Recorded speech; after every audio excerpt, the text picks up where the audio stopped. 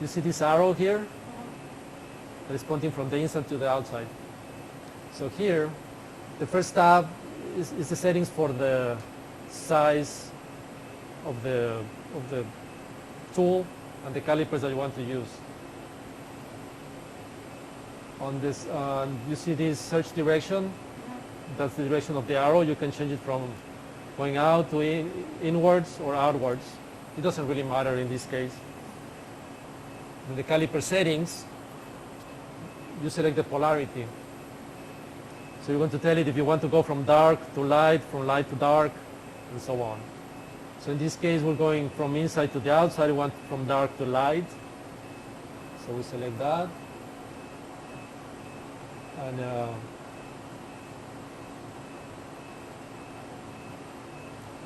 you go. And this is just the contrast threshold. The bigger it is, it will be less sensitive to the contrast. So you can find for a pair. For example, here we can find dark to light and then light to dark again. So we can search a pair. We can do dark to light and then light to dark. There's no rules. You have to play with this until you have a good score of finding the tool. So we have that. So we can run it to see if it works. We run it, I think didn't find anything. We go here to results. And there's nothing. It couldn't find anything with the settings that we provided. So let's fine tune that a little bit.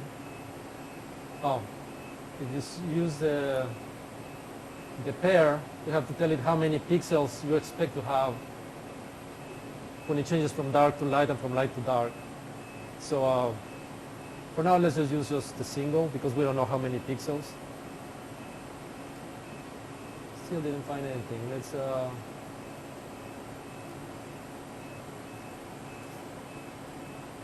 Okay.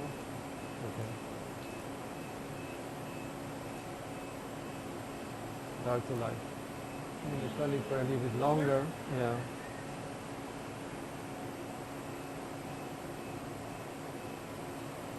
That's a 15.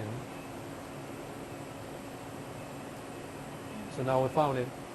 The caliper was short from the line, so it was never seeing the contrast. So you have to play a little bit with the tool. So now we found we go here to results. It says that it found, this is, one line is for each caliper. It will tell you the location and the score. The score is just from 0 to 1. So 0.2 is a good score, really. It looks like really tiny, but it's a good score. Rarely you get a 1. If you have like a really black and white image, you will get a 1. So now we found that. So now we can close the tool. We know it's working. We see it found it. You see here, it shows you the circle that was found. And it shows you, those crosshairs where each caliper found the location, the circumference that we were looking for.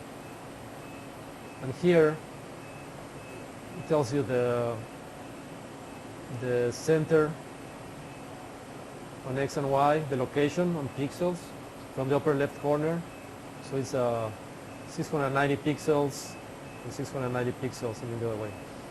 And the radius of the circle that was found, 16 pixels. Okay? So now we have a tool that finds that. So right now it's a circle, but if you want to see the orientation of a part, you need to have something that is like an angle, a square, or in many places there's what we call a fiducial. So it's a special feature that is on one side of the wafer that allows you to do the alignment. So we would align, using this we would align to it, we would see the angle, like I'm sure this would give us an angle, and then we would rotate, like in the CAD software, we would rotate. You rotate for that angle. And then it would align. Yeah. Okay. Makes sense. How to do that, by the way? So right now we found where the circle is, Mhm. but how to compare the angle? You can't really just. Yeah, it was a circle, but it can give you an angle. If you right click, you can add more terminals, they're called. It will give you an angle, but it's a circle, so it just gives you a number.